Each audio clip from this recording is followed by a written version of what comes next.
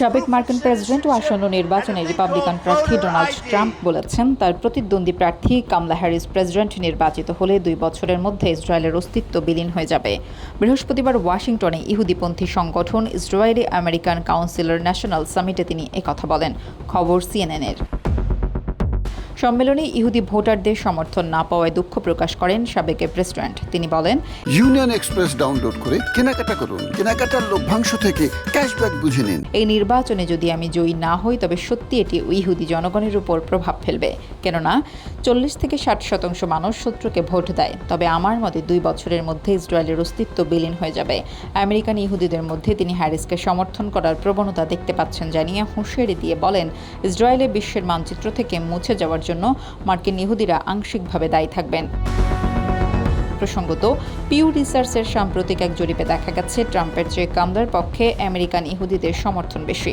ওই জরিপ মতে 65% ইহুদি কামলাকে সমর্থন জানিয়েছেন, আর মাত্র 34% সমর্থন ছিল ট্রাম্পের পক্ষে। সম্মেলনে 2016 ও 2020 সালে নির্বাচনে আমেরিকান ইহুদিদের 30%-এরও কম ভোট পেয়েছিলেন বলে দাবি করে দুঃখ প্রকাশ করেন ট্রাম্প। 2016 সালে নির্বাচনে জয়ী হলেও 2020 সালে ডেমোক্র্যাট প্রার্থী ও বর্তমান মার্কিন প্রেসিডেন্ট জো বাইডেনের কাছে হেরে যান। বৃহস্পতিবার সন্ধ্যার আগে ওয়াশিংটনে পৃথক এক সম্মেলনেও একই ধরনের মন্তব্য করেন ট্রাম্প।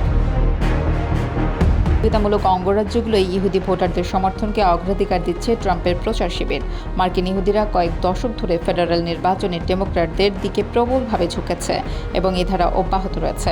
তবে এবারে নির্বাচনে জয় নির্ধারণে ইহুদিদের ভোট সামান্যই পরিবর্তন আনতে পারে বলে মনে করা হচ্ছে।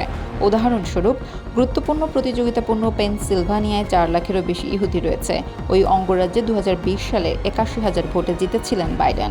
এর আগে গত জুলাইয়ে মার্কিন কংগ্রেসের যৌথ অধিবেশনে ইসরায়েলের প্রধানমন্ত্রী বেনিয়ামিন নেতানিয়াহুর ভাষণ এড়িয়ে যাওয়ায় কামলা হ্যারিসকে ইহুদি বিরোধী বলে মন্তব্য করেন রিপাবলিকান নেতা ডোনাল্ড ট্রাম্প।